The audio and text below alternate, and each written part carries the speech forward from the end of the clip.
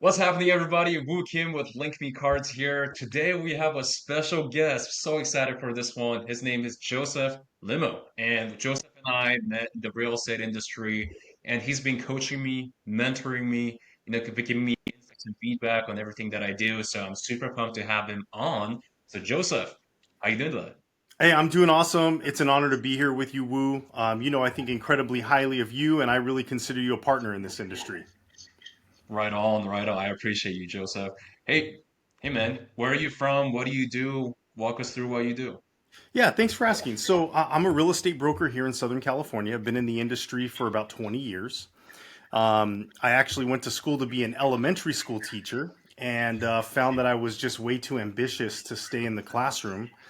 So came into the real estate space to where now in my career I actually teach real estate at in a junior college at Mount Sac here in Southern California. So I've become a real estate professor in addition to my ongoing real estate practice. So I feel like things have finally come full circle in my life. Wow. So he's a broker, a professor, and a mentor and a coach, and I think you're awesome, man. Oh, And thank you. so, how did you get started in real estate? Yeah, my aunt and uncle were selling real estate in San Diego, La Jolla area. And like I said, when I was in school, I was just finding that maybe teaching wasn't really going to be for me in the long haul in terms of a career. And they were doing big things down there in Prudential, Gallagher and Gallagher. And so I engaged them. They were super excited to bring me on, and I became essentially like their office lead manager. And that's how I got my start in the industry with a really high powered team to see just how high that ceiling could be in terms of real estate production. That's really funny. Not funny, but that's awesome that you bring that up because I've interviewed a lot of influential people in real estate, Hmm. and I've noticed there's some one thing in common, and that is many successful real estate agents and brokers started their real estate journey by working for a big team. Hmm. So they got to see the operations, they got to see how they manage their leads, they got to see where the leads came from and how to close them before starting on their own. And so I see a lot of new agents that are just starting out, just kind of hitting their heads against the wall Sure. without having a mentor, without having a team that they can learn from. And that's awesome. I've been noticing that a lot with successful real estate agents. Yeah, I think two things happen when an agent has that immediate exposure to, stellar production. The first thing that happens is like their ideas of what success looks like dramatically expands, right? The second thing that tends to happen though is that they get a fast track. Instead of reinventing a wheel, they get a fast track on how to be successful right now and start from where they're at and start taking those steps towards their own journey of huge amounts of success. And when an agent just doesn't have that available to them, then they tend to fumble around, get caught in the shiny object syndrome that is, rampant in our industry. And they also don't know what it looks like to track lead measures instead of just lag measures, looking at where's my commission and not understanding that they're actually probably doing the right things to build momentum in their business, but don't give enough time to actually develop. Mm. With that, I have a question for you, Joseph. Sure, fire away, man. So, yeah, which one do you think is more important? Doing more of what's been working or trying out new paths on a consistent basis so you get to find out, okay, here's what works, here's what didn't work. Which one is more important in your opinion? I think what's more important is going to be doing what is working, but Mm. trying the new things is a close second. If you want to continue to evolve and grow, you're going to need new lead sources. You're going to need to continue to feed that funnel of your pipeline. And if you're not essentially building new networks of relationships, then you're not going to have those new lead opportunities or business opportunities. But for real estate agents, because it can be feast or famine, I find it to be really important that they build their business in a scalable, sustainable way.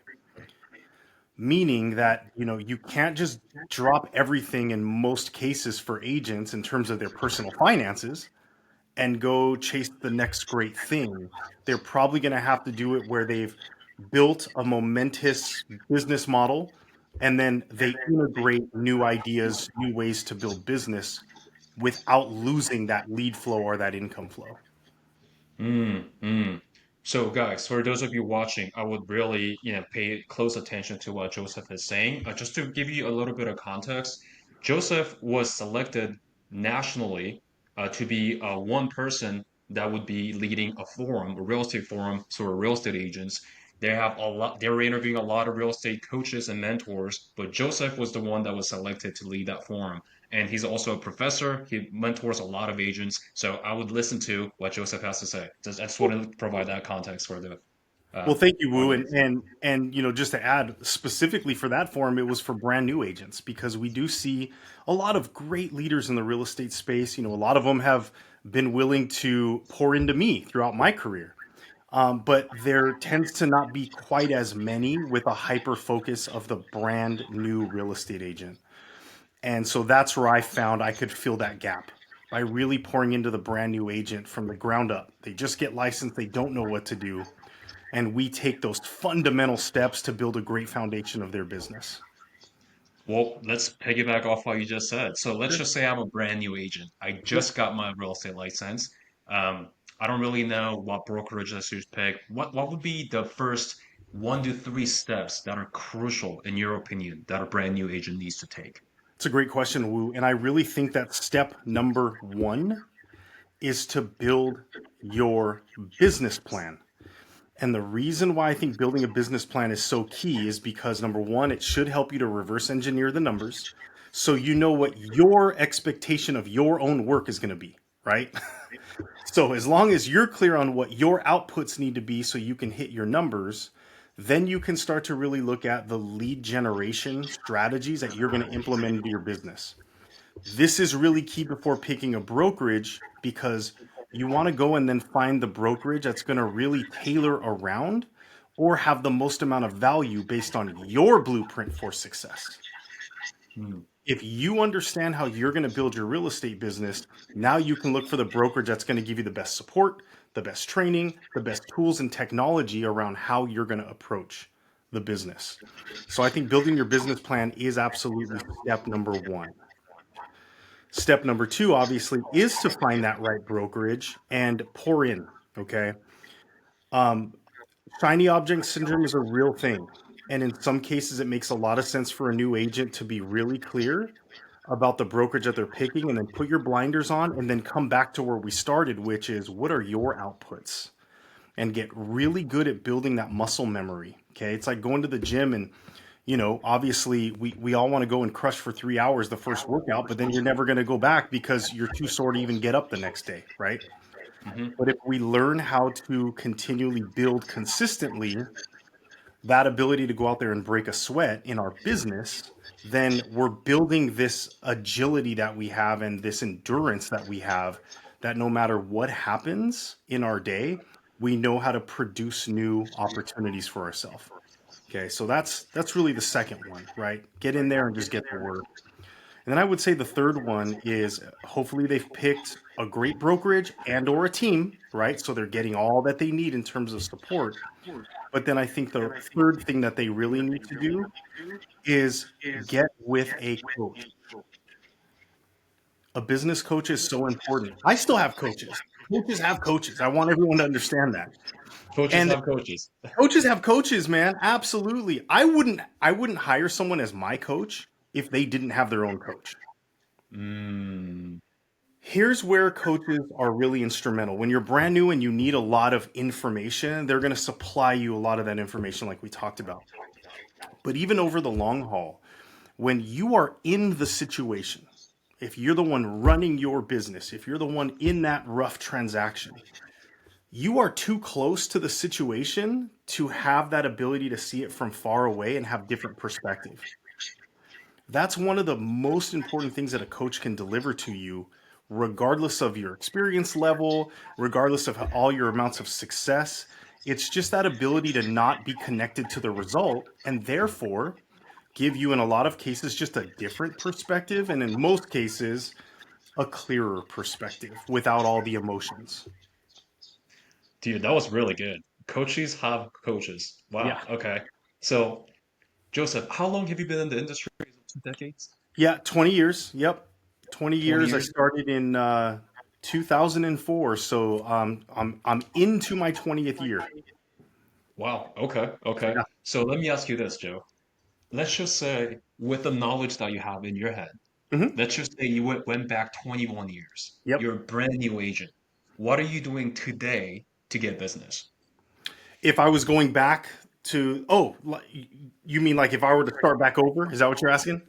Yeah, like Okay. you're 21 years younger, right? Yeah. And you're brand new, you're starting agent, brand new. What are you doing today to get business? Yep. Okay. Well, what I'm doing today is going to be different than what I would have done 20 years ago. And that's because the evolution of not only the consumer's buying habits, but also like lead opportunities. So, the two things that I would do if I didn't have my own book of business, because that's what I mainly rely on for 90+% of my deals, is my database. Okay.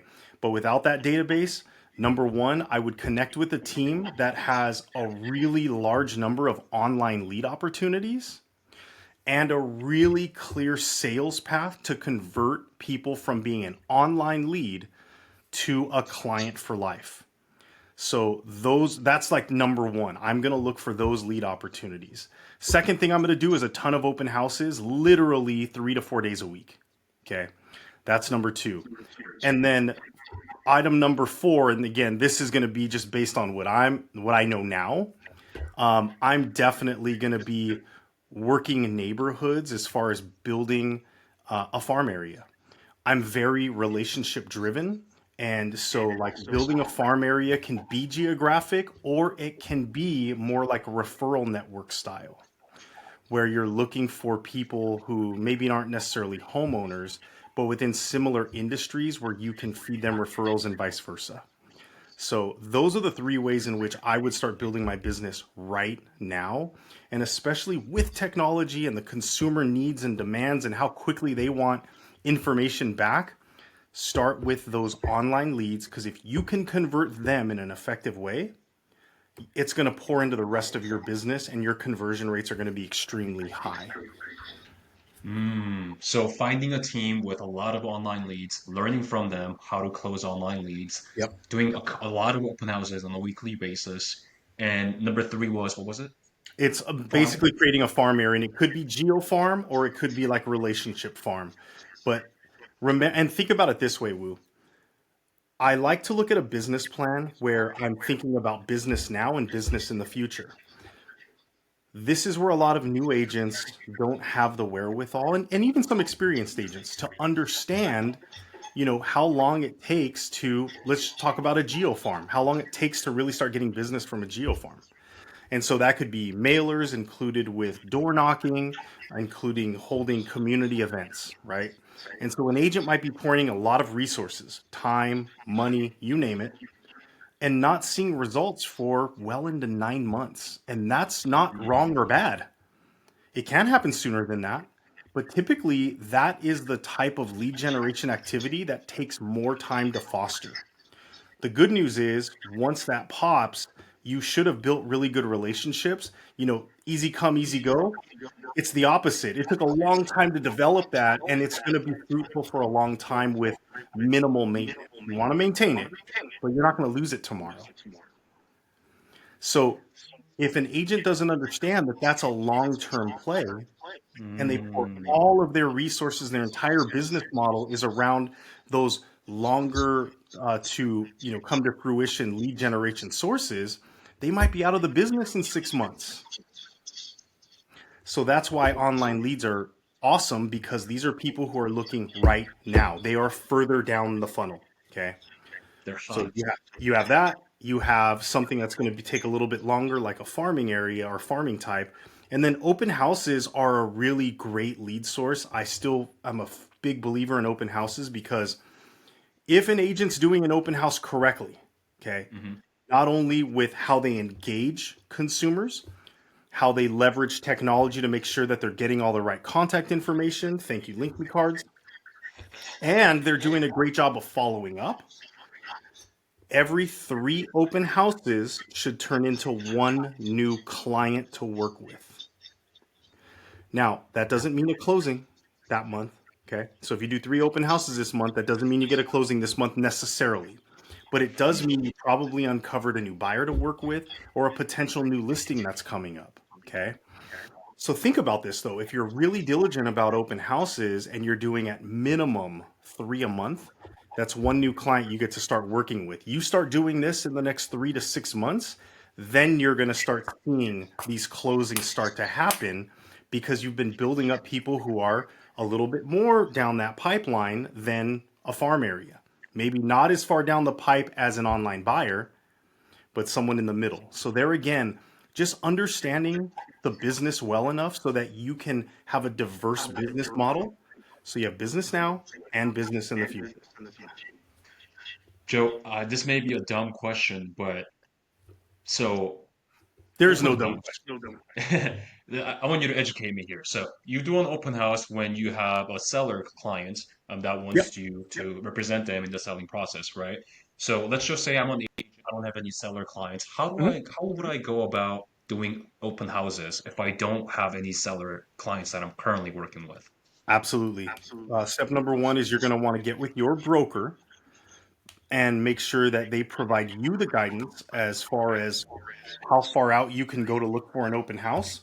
But typically, you'd be able to find a listing agent within your office or in your franchise or wherever you're working that would allow you to host the open house on their behalf. So it's their listing, and then you can host the open house to look for buyer opportunities.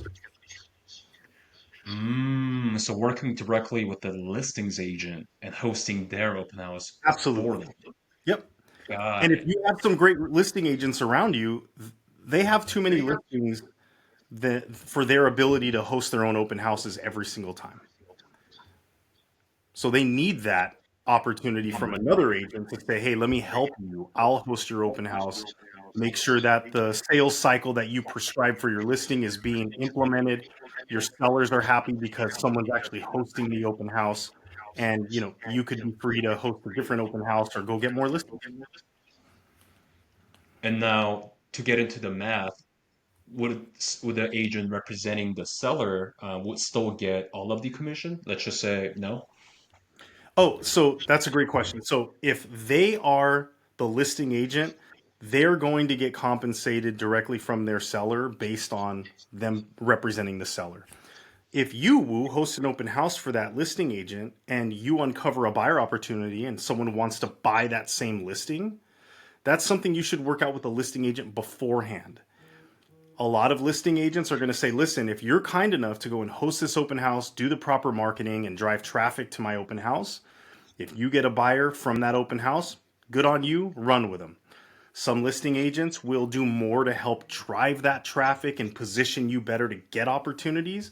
And in that sense, they may say, listen, any of the leads that you get from my open house, I'm asking that you would give me a 20 or 25 or in some cases 35% referral fee because it was Mm, my open house opportunity that gave you those clients. But make sure see. those discussions happen before the open house. You don't want to be writing offers for someone and then someone come, knocking on your office door saying, "Hey, where's my money?" Right, right. So it's important to have that um, kind of agreement with an agent too, not just with clients. Have to set expectations. Absolutely right. Got it, got it. Mhm. Man, I have so many questions for you, so I'm gonna just fire them up, okay? Go for it, man. Okay, so you work with a lot of brand new agents, Hmm. and I'm sure a lot of them stay and a lot of them leave. Sure. The industry. Yeah, in your experience, what's the number one reason why agents leave the industry? Yep. I personally think that it has to do with having no good idea of what it means to work hard in real estate. Can you That uncover that for me? Yeah, that false expectation can happen in a lot of ways, right? Some of it's our fault as a real estate industry, okay? Think about this, Woo. Every agent on TikTok or Instagram is the best agent. Every one of them. I don't care if they got their license 10 minutes ago. As soon as they post on TikTok, I'm the best agent. So that sets some false expectations in a lot of ways, including for new agents coming to the industry. Second thing that tends to go wrong is a lot of people think of real estate as like, oh, I get to do it on my own time. I have this freedom with my schedule. What they don't recognize is that when you're a business owner, you're everything from the janitor to the CEO. And the number one skill that you need in real estate is marketing. Marketing. You can be the best tactical agent, the practitioner who knows their contracts, and you should, right? You absolutely should because you have a fiduciary duty to your clients and you need to be able to perform. But so many agents rely all on their ability to do a deal and have no skills to actually go get a deal. So you Ah, can be the greatest agent in the world and no one will ever know about it and it'll all be for naught. And that concerns me, Wu, because sometimes we see the opposite take place where you have this incredible marketer and they have no clue as to what they're doing to actually perform the function. And then clients get upset and all agents look like used car salesmen. And you know this cycle because I think it's what the consumer tends to look at us as. But the challenge is for a great agent in the long haul of their career needs to be both a great practitioner and a great marketer. okay. Yeah. Um, co- if nobody knows who you are, you're not going to get business regardless of how good you are as an agent. So I That's exactly totally right. agree. Yep. And so if you were to recommend, an agent that's just starting out, I mean, you work with a lot of agents. What do you recommend them to do in terms of marketing? I know you mentioned, door knocking and farming. Yeah. Um, as an overall marketing, warehouse, what are some tools that agents can leverage in today's digital world? Yeah, that's a great question. So here's where I start with on every single agent that I work with. There is a non negotiable if you're going to coach with me.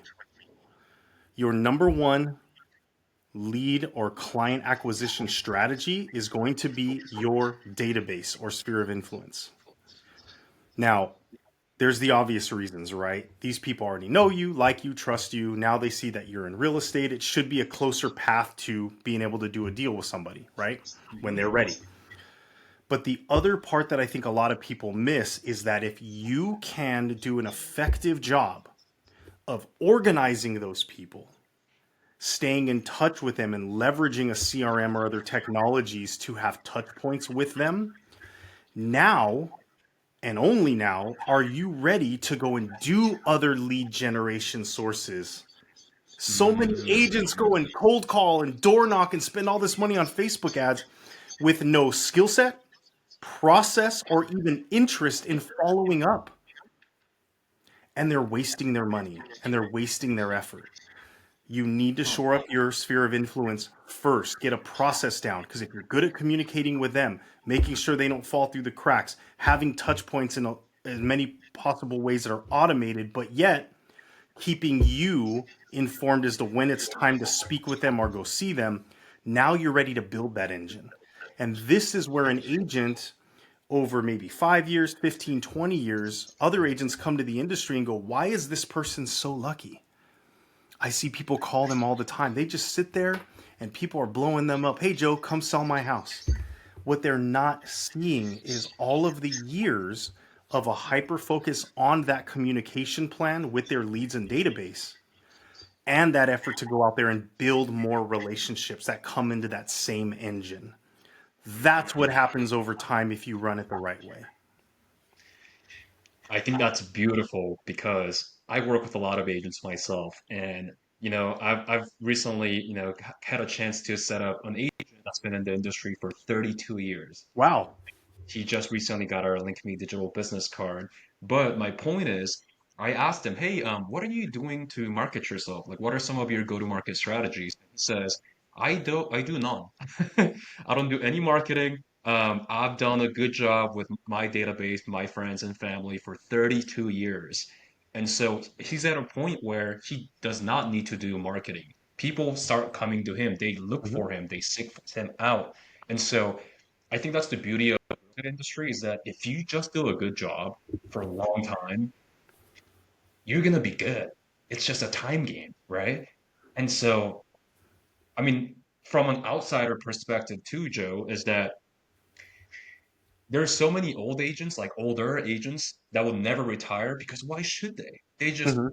they get a call every week, every few days. asking them to sell their house or help them buy a house because they've done such a good job for 30 freaking years. Yeah. Yeah, Facebook ads can't beat that, right? And so, yeah, man, that's beautiful. But Facebook ads can lead to that. Mm. Yeah, they can lead to that. But here's one other great part about what you just said, Wu, and this is a part that I think a lot of people miss. You're right. Why would they retire? Because not only are they getting those calls, come list my house, let's go shopping for a home, they're working with people that have a shared value system and that appreciate them. That's not Mm. everybody. So, one other thing that an agent can really start to figure out about themselves is how do they make sure that their value system, their value proposition, and really what they bring to the table that's different than others shines through in their marketing. And it's going to do two things for you, agents. Number one, it's going to attract people who share your values, that are looking for your skill sets. And when you work with them, they're going to appreciate you because you're what they're looking for. But the second thing it's going to do for you is it will filter out people who are not going to value you, who don't share your value system. That doesn't mean they're wrong or bad people. It just means you're not the right person for them. And guess what? You don't want to work with them. Not because, again, they're wrong or bad. And I think a lot of agents who have been in the business for a while can relate to this. There's always those clients that we come across where there's this combative relationship from the get.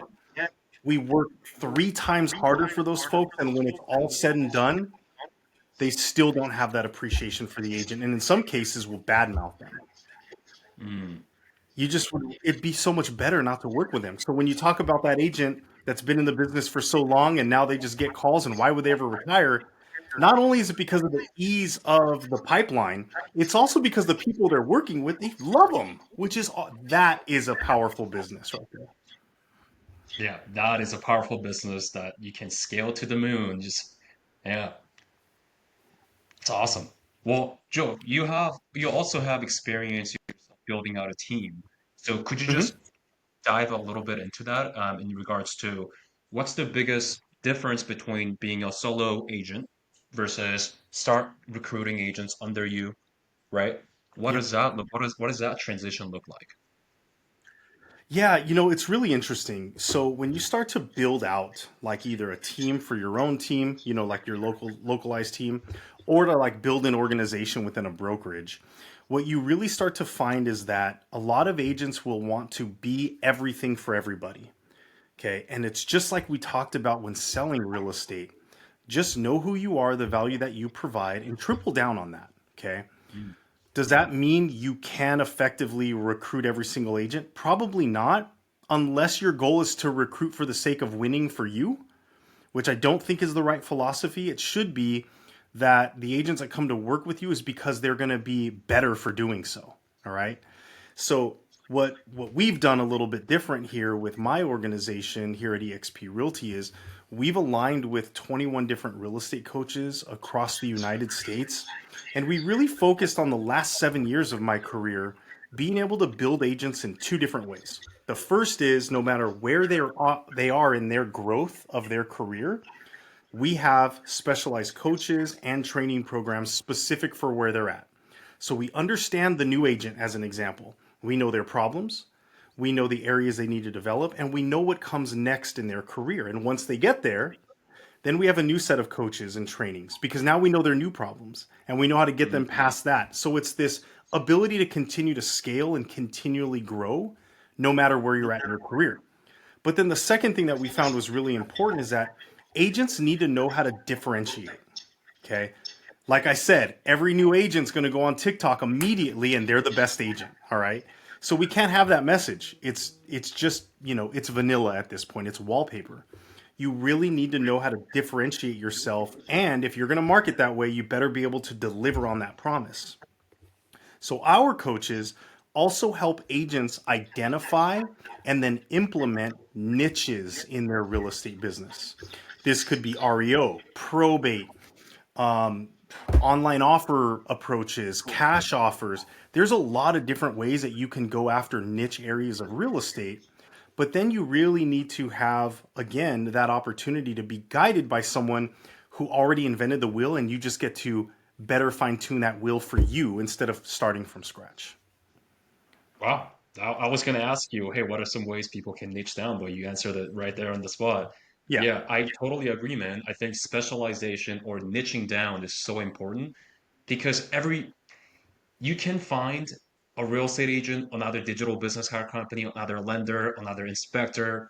It's flooded with those new businesses online. So I do think that differentiating yourself, like having one or two things that are so different about you, and so when they see you, they think you're made exactly for me.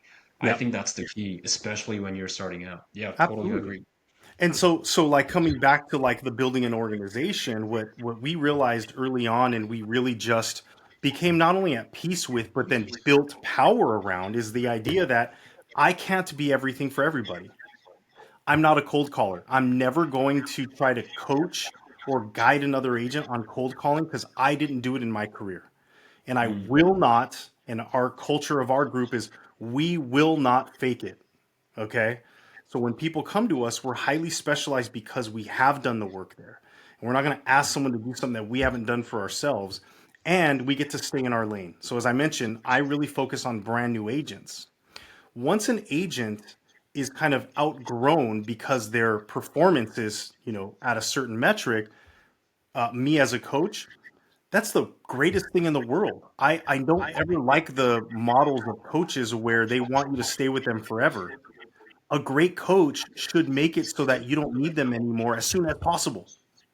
That's success for me anyway as a coach. mm. So instead of me trying to be everything for everybody, I've built with many others an incredible organization where I get to stay in my lane and just be amazing there. And then as soon as they're ready to move on, I've got other people who pour into them so that growth scale continues. For you, that is helping new agents with their business plan, absolute number one, and kind of Yep. strategizing the new initial places, right?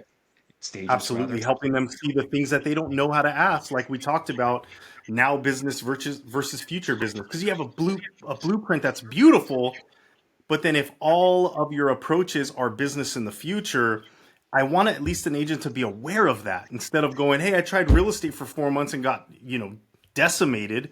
That was a horrible experience." I at least want them to understand the model that they've created so that way if they need to make tweaks, great. Or if they just need to know that their bank account better be, loaded with 9 months of income for themselves, as an example.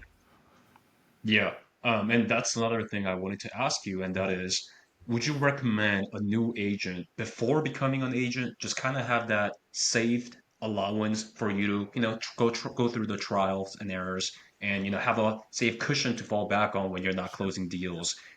Would you recommend that for new agents? That's a great question. So I was really fortunate in my real estate career. I started pretty young. So my ability to take on risk was dramatically higher than it is now. Okay. Now I'm a husband, a father, a homeowner. Like there's so many more responsibilities that I have now. But I'm really grateful that early on in my career, I was able to approach real estate where I could just let it go and throw caution to the wind. Okay. So I think that that question needs to be customized to who's asking it. Right, fair enough. Mm-hmm. And then the other part of it is just making sure that they're clear. You know, what are you coming away from? Do you have a full time career? Because there are ways to properly transition away. All right. Just because someone has a full time career that they want to transition over to real estate doesn't mean they have to just quit it tomorrow. There are ways that we can create a plan so that they can effectively transition over to where they can't afford to go to work anymore because they're making too much money in real estate. And then it is absolutely feasible and possible for agents to cold turkey start in the real estate business and make sure that they've designed a blueprint that gives them the fastest path to commissions. Now, most people are going to be afraid of those approaches because that usually requires more rejection, more sales skills needed. It's all of the stuff that people are afraid to do. There's a reason why, right? Because you're Okay. going after the business now and you are in what some people would call red ocean, meaning all the sharks are in that water. But if an agent knows how to approach a blueprint of their business model so that it really leads them to opportunities now, they could do that cold turkey. It's still a higher level of risk, but there are ways to do it. It just depends on where they are in their in their where life, essentially. where they're at, their responsibilities, their ability to take on risk, all of those things. Got it. Joe, I don't know how it has already been 35 minutes. Of Time breaking flew. I have one last question before course, we man. get, and that is, what do you wish you knew 5 years ago that you know now? Okay, that's a wonderful question. I'm going to answer it this way because it has been my mantra for the last 18 months, and I'm fully dedicated in 2025 to experience this change that I'm about to share. My mantra right now is being habitual. I think that life can be a lot simpler than we approach it with. If we take the time to understand exactly the life that we want to experience and then reverse engineer it down to literally the 5 to maybe 10 things that we need to do every single day to make sure that we're experiencing that life, then we just make those things habits to the point where it's like brushing your teeth. Think about this concept, Wu. Mm, If if something happened right now or in your day and you had to leave the house immediately and you weren't able to brush your teeth for whatever reason, something happened, you had to go. I think most people can understand that they're going to be highly aware that they didn't brush their teeth, number one. And number two, as soon as they have an opportunity to get back and do so, they're going to do it. mm, What if lead generation was like brushing your teeth in that way? Where if you didn't get it done yet or in a time block, you're hyper aware. And as soon as you could, you went back and did it. This could be working out, eating correctly. It could apply to any place in your life. But if we could find those specific activities or habits to have in our daily and then make them so automatic that it's like brushing our teeth, life becomes beautiful. Here's one other thing to note about brushing your teeth. Some of us as kids hated it. Parents had to tell us to do it all the time, kind of mhm. like making our phone calls. But as an adult, it's just what you do. Like I get up and brush my teeth and I don't have an emotion around it.